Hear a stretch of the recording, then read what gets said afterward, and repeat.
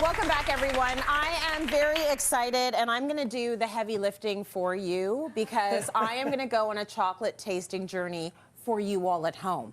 Before we get started, we want to introduce, first of all, Steven Hodge, who's with us in studio today. Look what he wrote. Chocolate all day. It's like he wrote the book for me. Is there a dedication to me in this book? There is. There is. There should be. To Tracy Moore. I'll show you after. Okay, thank you. You show me after. Here's the thing about chocolate. I've always known it's a fantastic thing, and it's good for me, and it's lovely.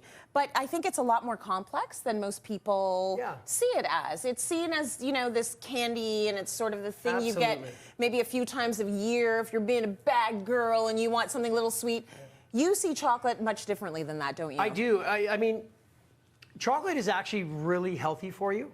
And people don't know that. And you go to the store and you get the candy bars and stuff. That's why they say candy bars. They don't say chocolate. Right. And what we try to do back in Vancouver in our shop is educate our customers for their kids that chocolate is healthy. I eat chocolate every day. I have chocolate in the morning when I make a shake. And I start with the chocolate because it's so full of so many antioxidants. And it has this misconception that it is bad for us. I love that he said he has chocolate every day. I start with chocolate for breakfast. You start with chocolate for breakfast, and it's not like it's not just powder. Like you're having real chocolate in your shake. If I make a protein shake, I'll put cocoa nibs in it. Oh my goodness. Cocoa powder in it. Okay. So there's a lot of benefits, health benefits that are involved in chocolate. And chocolate, think of chocolate as wine. Yes. If you're doing a wine tasting. Another good thing. Yeah. And wine is good for you, I think. Can be. Can be. Yes. In moderation. That's right. Everything in moderation. Or think of it like a charcuterie board, right? Like you have meat, and what pairs well with the meat? Well, no one thinks of chocolate like that. And, you know, building a chocolate board like this is something fun that you can do for like a dinner party with your friends. Yes. Do something totally wild and crazy that no one thinks of. Yeah. Get that wow factor, be the talk of the town, because chocolate pairs so well with different products or ingredients. I'll say that there are a lot of pairings or ingredients on here that I wouldn't have necessarily expected, and I would love for you to take me through a chocolate journey. Yeah. Starting over here with white chocolate. Yeah, so when we taste chocolate, I mean, really they say, okay, sweet to bitter, or like when you're tasting wine, light wines to heavy wines. I don't really think it makes a difference. It's just your preference, but we're gonna start from the sweet. So we wanna start from like a white chocolate, and then we're gonna dabble into a fairly newer chocolate in the chocolate world. So we've always known of 3 different types of chocolate: milk, white, and dark. Yep. Well, there's a 4th now. The ruby chocolate. What is ruby chocolate? Ruby chocolate is still made up of the same components as white chocolate, but it's the actual color of the cocoa pod. So it's a pinkish reddish in tone, and that's where you're getting that flavor from. So the notes in the ruby chocolate are berry. There's a little acidic acid in there. Yeah. But it opens a different world on how we taste chocolate, how we work with chocolate. Okay. So when we're tempering chocolate, obviously like a milk or a dark are a lot easier because it has the cocoa mass, where ruby chocolate and white chocolate do not.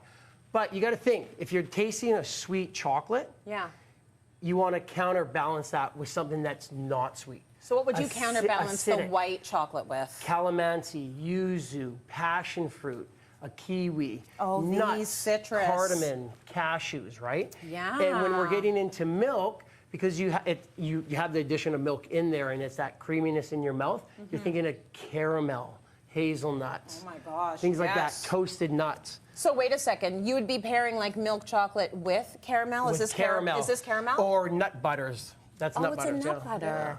Can I do a little dippy dip? You can. I just did it. You know what? I gotta be honest with you. I have not had breakfast, so chocolate's the first thing I did. Yeah. So but you know what? To each their own, right? So if I think white chocolate pairs really well with yuzu, you may not.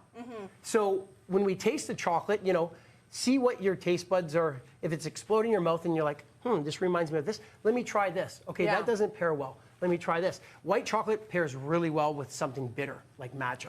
Got it. Okay, see, that's very interesting. So you see what white chocolate you might want to think about counterbalancing the sweet. The milk chocolate, you're either going along with the sweetness. When we get to the ruby chocolate, we're talking a little bit more like fruity. What are you pairing this with? Fruity, but take ruby chocolate It's similar to the white chocolate. It's just a little more acidic. Yeah. So you're going to more bitter fruits. So like pomegranate, cranberries, neutral flavor fruits like apple, kiwi. Got it. Yeah. As we move over here to dark chocolate. Which is my favorite. If that's your favorite, huh? Yeah. Well, we've been told forever, this is the antioxidant-rich chocolate. Yeah. This is the chocolate that is elite. This is the chocolate. Can you tell, like, I'm over it? Like, everybody's like, dark chocolate, you should have dark chocolate. Is this a better quality chocolate than milk chocolate in general? Like, is dark chocolate the way that we should all be leaning because of the health properties? Well, when I educate people, and especially if they have kids, because they're like, oh, no, you can't give my kid any chocolate because they're going to be off the wall and this and that. Right. That's because of the sugar content in the chocolate. Right. So you can get a lower percentage dark chocolate that's like 50, 55%. It just has more chocolate. So when you look at dark chocolate and you look at the percentages, it's all based on that. So if you have 50, 60, 70%, that's the percentage of cocoa mass in that chocolate. Right. So the higher percentage you go, the less cocoa butter, the less sugar. Right. But the bitter it becomes. Right. And why dark chocolate's so fascinating when you're pairing it, you have a bigger range of those percentages. So the more bitter chocolate you go, the sweeter you go. Right. You know, the more in the middle, you can go acidic. And what I say to everyone that wants to buy chocolate, whether you're in Toronto, Regina, Vancouver, we go to the grocery store, we go to the baking aisle, and we're used to baker's chocolate. And it's all really cheap chocolate, and it has extra preservatives in it and not great ingredients for you. Okay. Go to the specialty aisles where you have like the local chocolate people producing bean to bar or their own types of chocolate bars, or go to the local bakery or pastry shop and just ask, can I buy some chocolate? Because the better quality chocolate you have, there's better benefits with it and better benefits when you work with it. Okay. It's easier to temper.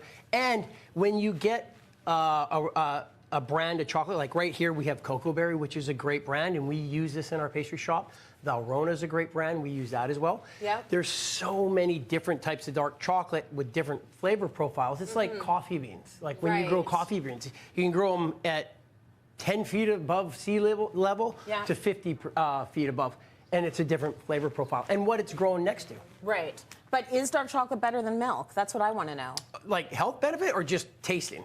Health benefit. Yes, it is. Yes, less I sugar. wanted to hear the opposite of that. I know. Before we go, one surprising fact about chocolate most people don't know. Just throw it out there. Is there one thing about chocolate people get wrong all the time? Get wrong, or is like, well, before that, I'm going to throw this out. Go. Cheese pairs really well with chocolate. Oh. That's an interesting thing. Well, that is fantastic news. We so should have started with that. And sweet. One thing that people get wrong about chocolate, they think it is a candy, and it's not. Yeah. And they think it's not healthy for you. Thank it you is for very healthy saying that. for you. I appreciate it. It's not a candy, it's food, everyone. Thank you, Steven. And audience, your day's about to become a little sweeter because you're all going home with a copy of Steven's cookbook, Chocolate All Day. He says eat chocolate all day, and it's not candy. Let's go to break. We got more coming up. Stay with us. Nice.